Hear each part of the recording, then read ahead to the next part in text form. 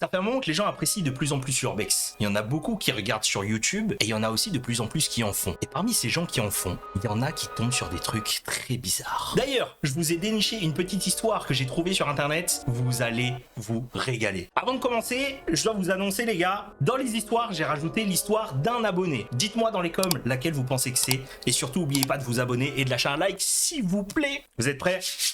J'avais 14 ans, l'âge où t'es assez con pour explorer des maisons abandonnées, mais pas assez pour comprendre que c'est peut-être une mauvaise idée. Moi et ma bande de petits débiles, on kiffait l'urbex façon GoPro à la main, adrénaline en bonne son. Ce soir-là, destination, une baraque paumée en pleine cambrousse. À 2 bornes de là, on croise une patrouille de police. Tranquille, on fait gaffe et c'est bon. Spoiler, c'était pas bon. Retenez ce détail. On arrive. La maison a une cour si grande que t'as l'impression que le portail est une mise en abîme. Clac, clac, clac. Des bruits bizarres, comme si quelqu'un tapait un rythme douteux sur une table pourrie. Plus on avance, plus les claques se mélangent à des gémissements. Là, mon cerveau d'ado fait du no-port en live. Allez, on y va, on va bien rigoler. Parce qu'à 14 ans, le second degré, c'est une seconde religion. On monte à l'étage, GoPro en mode film, mais fait pas de bruit, on est des ninjas. Et là, 2 corps enlacés, mais pas façon Disney. Non, non, on parle de BDSM organisé. Corde, roue de supplice, vitrine d'accessoires. Oh non, c'est pas possible. C'était tellement pro que j'ai cru à un Ikea du plaisir coupable. Non mais déjà, à quel point tu ouvres un rayon BDSM spécialisé dans un truc urbex, cabane abandonnée dans le jardin. Et puis, le mec pète le plancher pourri et sa jambe s'enfonce dans le vide. Imaginez un mix entre Looney Tunes et un film d'horreur. Mais le gars, zéro perturbé. Il sort sa jambe et hop, retour au business. Le mec, il est grave motivé, hein. Il avait vraiment envie de finir, hein. 30 minutes. 30 putain de minutes à les entendre s'envoyer en l'air comme si c'était leur dernier jour sur Terre. On était planqués dans Mission Impossible, mais en moins stylé et plus, s'il vous plaît, faites que ça s'arrête. Enfin, ils partent. Et là, costume de police. La patrouille qu'on avait vue plus tôt. Le bouquet final, j'ai entendu dire qu'ils étaient mariés, mais pas ensemble. Leurs conjoints aimaient pas leur petit jeu, alors ils avaient trouvé cet endroit pour décompresser. Attends, mais what the fuck? Les deux, ils ont trompé là. Dans un... Moralité, l'urbex, c'est comme une boîte de chocolat. Et jamais si tu vas tomber sur une famille décédée ou sur 2 flics en plein trip BDSM. Non mais c'est quoi cette dinguerie? J'ai pas les mots. Le tournage PH en avant-première, mais déjà, enfin, dans une cabane abandonnée, il y a rien de moins sexy. Je vois pas le problème, Brams. Après, chacun son délire, hein. Moi, comme je l'ai dit, hein, vous faites ce que vous voulez. Y a personne qui va vous juger. C'est quoi, cette conclue? J'y peux rien, c'est pas moi, je fais les histoires. Cette histoire m'a littéralement fouetté. C'était que la première histoire, ça? Ça va être long, parce que la deuxième histoire, les frérots, écoutez juste le titre. Mon crush a bossé dans le porno avec ma nièce. Ça y est, j'abandonne. FF. Il y a 2 semaines, je vivais ma meilleure vie. Moi, lui, ensemble depuis 2 ans. Confiance, rire, classique. Trop classique peut-être. Et puis, vendredi, réunion de famille pour la remise des diplômes de ma nièce. Elle revient après des mois d'absence. Tout le monde est excité. Je suis en cuisine avec mon mec, tout est normal, jusqu'à ce qu'elle entre. Et là, bug système. Et lui, il la regarde comme s'il venait de voir son passé revenir en chair, en os et en trauma. Moi, je suis au milieu, entre 2 pommes de terre vapeur, en mode c'est censé être quoi cette ambiance Netflix? Toute la soirée, c'est du théâtre. Ils se fuient du regard, ils se croisent sans se voir. Moi, je regarde ça comme un épisode de Black Mirror en live. Et quand tout le monde part, j'explose. Tu la connais? Il me répond, c'est compliqué. Mais bien sûr que c'est compliqué, sinon ce serait pas dramatique. Le lendemain, ma nièce m'appelle. Tremblante, elle veut qu'on se voit. Je sais déjà, c'est à propos de lui, c'est sûr. On se rejoint, elle est nerveuse, elle se tripote les cheveux, et là elle lâche. Travaille dans le cinéma pour adultes. Mon cerveau plante. Mais c'est pas fini. Mon mec était producteur sur certains tournages, et il me doit encore de l'argent. Over. Oh là là, oh là là. Depuis, je dors plus. Je bouffe des silences, je peux plus le regarder sans avoir la nausée. Je l'ai pas quitté, pas encore. Mais chaque fois qu'il m'écrit, j'ai l'impression que mes cellules se révoltent. Mais là où tout part vraiment en vrille, c'est que ma nièce a disparu. Genre plus de nouvelles, plus de SMS, plus rien, silence radio. Je panique, je l'appelle, je vais chez elle, rien. Et mon mec, maintenant il veut aider. Il a une idée d'où elle est, mais il me demande de pas en parler à la famille. Par pardon, toi t'as un historique flou avec elle et tu veux que je te laisse gérer ça en mode secret, mais bon, j'ai rien d'autre. Alors là, je suis dans ma voiture, devant chez lui, en attente. Et puis, update, monsieur a parlé. Tu veux savoir où elle est? Sur un putain de jeu de télé-réalité. Un genre de Big Sibling version adulte. Si elle gagne, elle récupère un max de fric. Et lui, il espère qu'elle gagne pour pouvoir lui rembourser sa dette. Voilà le plan du siècle. J'ai pas l'argent, mais si elle gagne ce jeu tordu, elle sera tellement riche qu'elle oubliera que je suis un tocard. Déjà, apprendre que ta nièce travaille dans le no-port, c'est déjà chaud, hein. Mais apprendre que c'est ton mec qui le produit, aïe aïe aïe aïe aïe. Ça veut dire que ton mec, il a tout vu de ta nièce. Je sais pas, c'est bizarre, non? Si ça se trouve, il veut la payer en nature. Imagine, oh le banger, oh, j'aurais kiffé que l'histoire reste comme ça. La meuf, elle veut son fric, bah tu m'étonnes. On est dans une dark romance ou... Elle a fait disparition ninja, vraiment, hein. Elle aurait dû lui couper les couilles, wesh. Ah, gratos comme ça? Je vois pas le problème. C'est un fou malade son gars, non mais je te jure. Après en soi, en vrai de vrai, hein, qu'on se le dise, mais si elle travaille dans le no-port, bah c'est pas son problème à la meuf, tu vois ce que je veux dire? Et si le mec il est producteur de films no-port, tu veux faire quoi? L'histoire entre la nièce et le gars, elle est aussi brosson que l'historique de Sky. Après normalement les producteurs ils touchent pas aux actrices qui produisent, non? C'est pas comme s'ils avaient couché ensemble. Ouais, ça va. Je m'attendais à pire, tu vois. Après moi je connais rien en no-port, faut demander à Manuel Ferrara, il connaît mieux que moi, hein. Ok, la prochaine histoire. Ah, mais celle-là aussi elle est dure. Mon meilleur ami est mort et j'ai découvert qu'il aimait ma femme. Ok.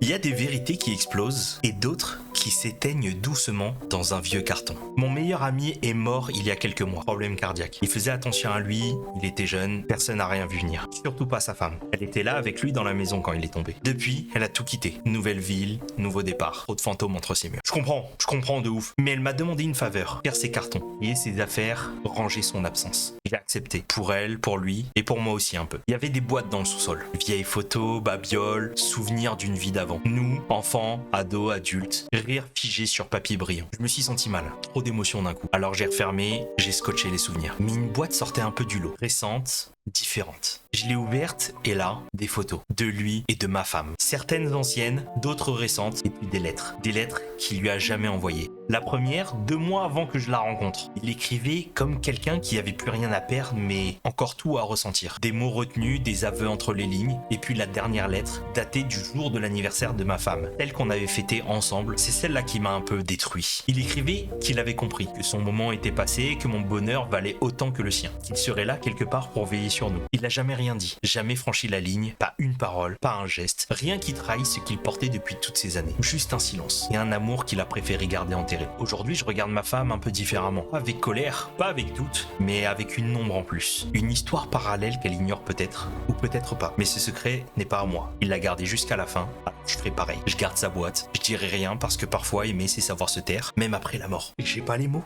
Je sais même pas comment qualifier l'histoire, les frères. Il a jamais franchi la ligne. Bah ouais, franchement, bon pote en vrai. Tu sais, tu peux pas lui en vouloir d'être amoureux de ta meuf. Il a jamais rien fait en soi. Comment ça te fait douter de la fidélité de ta femme en vrai? C'est vrai que dit comme ça. Mais en vrai, je pense pas. Parce que si c'est vraiment son meilleur pote et que tu sais, t'as une confiance absolue en lui et que lui, c'est sûr, il fera rien. Tu vois, je trouve ça beau, hein. Ça se trouve, le fantôme veut aussi la payer en sauce de laisse. Oh putain, les gars, une histoire de tromperie. Elle a ri à un texto. C'est comme ça que j'ai su qu'elle me trompait. La sale. C'est fou! Ils sont toujours sur des histoires de tromperie, les frères. 6 ans ensemble, 2 ans mariés, pas parfait mais solide. Enfin, je croyais. Elle était mon ancrage, mon endroit préféré au monde. Tu sais, le genre de personne qui te fait penser, si j'ai ça, j'ai tout. Spoiler, j'avais rien. Au début, c'était subtil. Je termine tard, de plus en plus souvent. Son téléphone, toujours face cachée, comme s'il contenait le secret de l'univers. Plus de je t'aime spontané, plus de baisers volés dans la cuisine. Juste un confort froid, presque poli. Mais je me disais, c'est la routine, non? Ça arrive. Et puis le moment, le déclic, l'instant où tout se fissure. On regardait la télé, elle reçoit un message, elle lit, elle sourit, un rire léger, un peu trop heureux. Je tourne la tête, elle verrouille l'écran, mais trop tard. Contact, Mélanie. Message, la nuit dernière valait le risque. Quand est-ce que je peux te goûter à nouveau? Oh wesh. Oh ce genre de message. Oh, le frérot il lit vite, il a retenu que ça. Après, tu sais, un petit coup d'œil comme ça, des fois ça va vite. Hein. Tu sais ce que j'ai fait? Rien. Pas tout de suite. J'ai juste senti mes mains devenir froides, comme si le sang lui-même avait pris la fuite. J'ai fait semblant. J'ai rigolé au mauvais moment. J'ai regardé l'épisode jusqu'au bout, comme un con. Le lendemain matin, elle est sous la douche. Je prends son téléphone. Je vérifie. Mélanie, c'était pas Mélanie. C'était un collègue, un mec. Les messages, une chambre noire numérique. Photos, sexto, plan de midi dissimulé sous des réunions fictives. Et surtout, il est tellement gentil que c'en est triste. Il se doute de rien, c'est presque cruel. Ce qui m'a le plus dévasté, c'était pas les mots, c'était pas les images, mais c'était ce presque cruel. Parce que moi, je l'aimais pour de vrai. J'ai rien dit, j'ai rien cassé. J'ai imprimé les messages, j'ai mis ça sur une enveloppe, sur la table, avec mon alliance posée dessus. J'ai fait ma valise, j'ai fermé la porte et j'ai bloqué tout ce qui me relie à elle. Une semaine après, un mail. Pas un pardon, pas un cri du cœur, juste, mais pas que ça aille si loin, j'étais confuse. Confus, c'est choisir entre deux pizzas. Tromper, c'est choisir. Planifier. Aujourd'hui, je recolle les morceaux. Pas tous les jours, pas bien, mais je me relève. Parce qu'il vaut mieux être seul que d'aimer quelqu'un qui rit à un texto qui te tue. Waouh. Ah, c'est ce genre d'histoire qui me font mal au cœur. Sexto, t'imagines, tu scrolles les messages, tu tombes sur des photos du collègue à poil, le cauchemar, mais vraiment. Non mais imagine, encore pire, des photos de eux deux à poil pendant un acte, tout, t'es là, genre en mode tu croyais d'être heureux. Pourquoi elle l'a pas quitté? Genre tu vois, tu veux être avec quelqu'un d'autre, sois avec quelqu'un d'autre. Mais laisse-moi tranquille. Confus égale pizza, je note. Pourquoi c'est les détails les moins importants que vous retenez, les frères? Le collègue lui a envoyé la sauce de luxe du coup. Ouais, voilà, ça doit être un truc comme ça, ouais.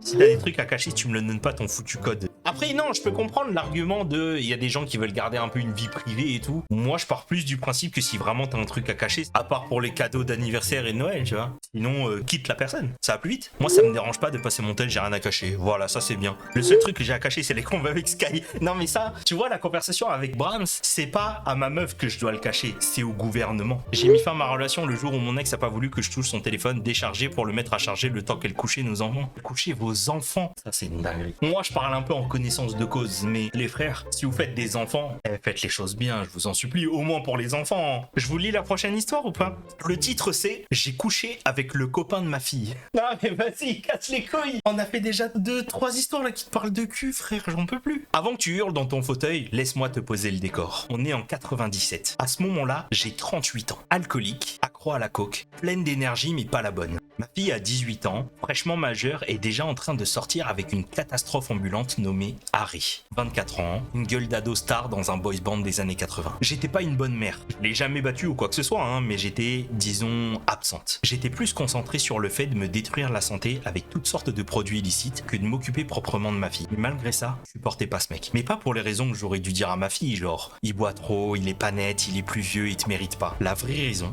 c'est qu'il passait ses journées à me draguer. Et moi, je le laissais faire. Elle a fini par le quitter. Merci le karma. Et elle a déménagé. Pas très loin. Juste assez pour qu'elle sache pas ce qui se passait chez moi quand il y était pas. Un jour, Harry m'appelle. Au début, il propose qu'on se voit. Bizarre, non? Je dis non, évidemment. Évidemment. Il me propose un verre. Je dis non. Mais un jour, il me rappelle et me dit « J'ai de la coke ». Et là, j'ai dit oui. Erreur numéro 1. Il débarque, on sniffe, on boit, on couche ensemble. Tu me juges? T'inquiète, je le fais aussi. Mais attends, c'est pas fini. C'est pas arrivé 1 ou 2 fois. Ça a duré pendant 4 mois. C'est devenu presque notre routine. Du whisky, des lignes, du sexe. La sainte trinité du déni. Et puis, ce qui devait arriver, arriva. Je suis tombé enceinte. Oh là là, oh la dinguerie! Pas de capote, pas de doute, pas de miracle. Je lui dis rien, je vais seul me faire avorter, je reviens. Et là, dans un élan de lucidité ou de panique, je coupe les ponts. 2 ans plus tard, je suis sobre depuis 4 mois. Petit exploit, faut le dire. Et ma fille m'appelle. Elle me dit super heureuse. Je me suis remise avec Harry. Il est clean maintenant, on est bien.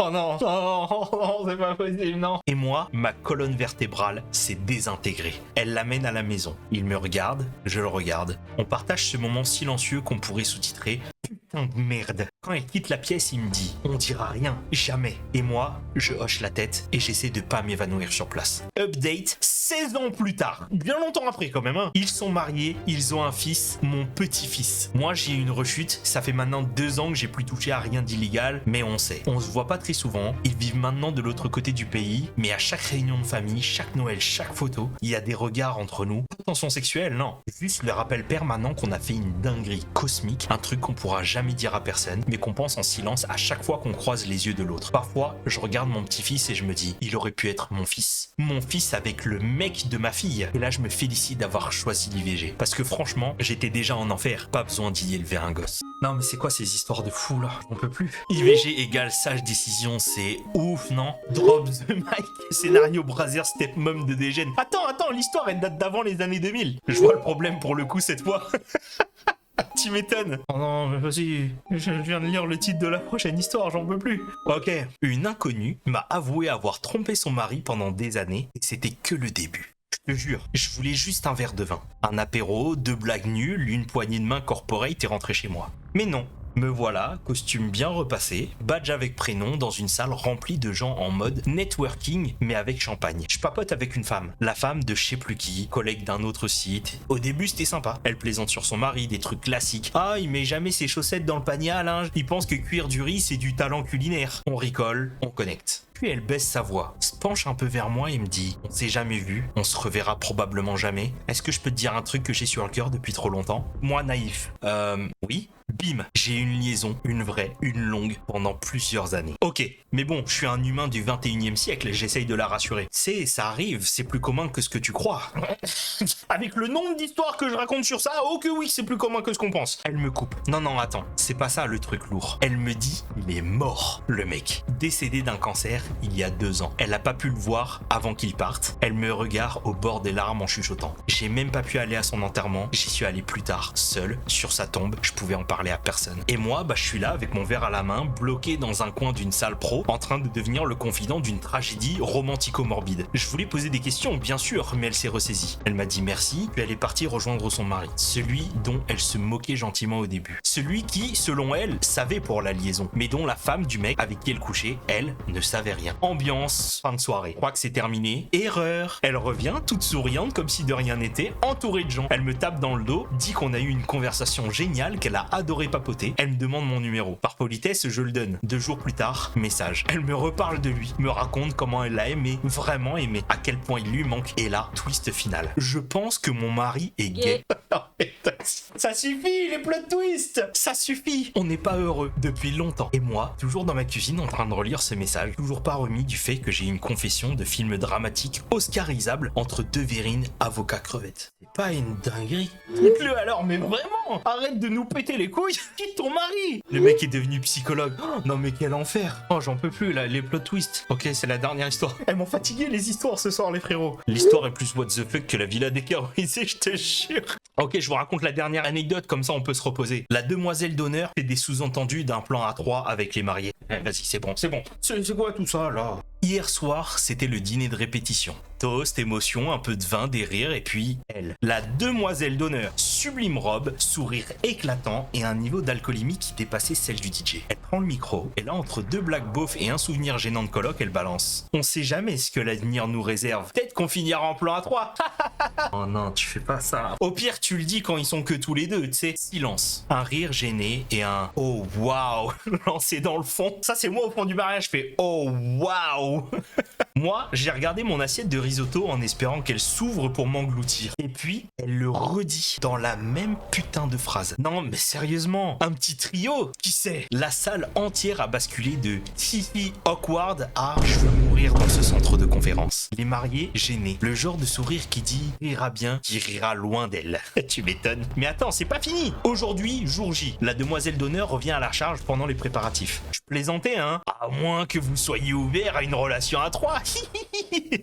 Oh, le forcing. Quoi? Tu veux vraiment ajouter souvenir d'une proposition de triplé à l'album photo du mariage de ta meilleure pote? Vraiment? J'étais en mode, est-ce que je suis folle ou est-ce qu'elle flirte avec le couple entier pendant leur putain de cérémonie de mariage? C'est pas juste une vibe de mec qui drague à l'enterrement d'une ex, c'est l'enterrement de la dignité. Elle l'a creusé elle-même avec sa propre coupe de Prosecco. Bon, j'ai craqué. Je suis allé parler à la sœur de la mariée parce que je suis une flippette et je suis pas prête à confronter la démone du toast sexuel. Et là, révélation. La demoiselle d'honneur, ancienne coloc de la mariée et du marié. Les 3 vivaient ensemble. Oui, c'était une colocation Netflix Originals. Et maintenant que le mariage arrive, elle doit dégager. La maison appartient à la mariée et apparemment elle digère pas. La sœur me dit, elle est pas amoureuse, elle est juste amère. Elle perd sa meilleure amie et sa maison. Pardon, mais ça pue l'obsession mal gérée. Moi j'appelle ça les options charnelles. Elle veut pas juste sa pote. Elle veut sa pote, plus son mec, plus une part du gâteau. Mais là, la cérémonie est pas encore commencée. L'ambiance est tendue. Et moi je suis là, serrant ma flûte de champagne comme un talisman anti-cringe. si elle sort une vanne pendant les vœux, je me jette dans la fontaine du jardin, nu avec la sono. Ouais, je suis d'accord, j'aurais fait pareil. C'est pas une dinguerie. Bon, les gars, c'était la fin des histoires. Merci d'avoir regardé la vidéo jusqu'au bout, mais j'ai pas fini. Je vous rappelle qu'il vous reste encore un boulot, c'est de me dire en commentaire quelle histoire est à un abonné. Dites-le moi dans les commentaires, lâchez un like encore, hein, je le répète, abonnez-vous. Merci beaucoup d'avoir regardé la vidéo, je vous fais des gros bisous et je vous mets la réponse dans une semaine. D'ici là, portez-vous bien. Mouah, je vous fais des gros bisous, vous êtes trop beaux.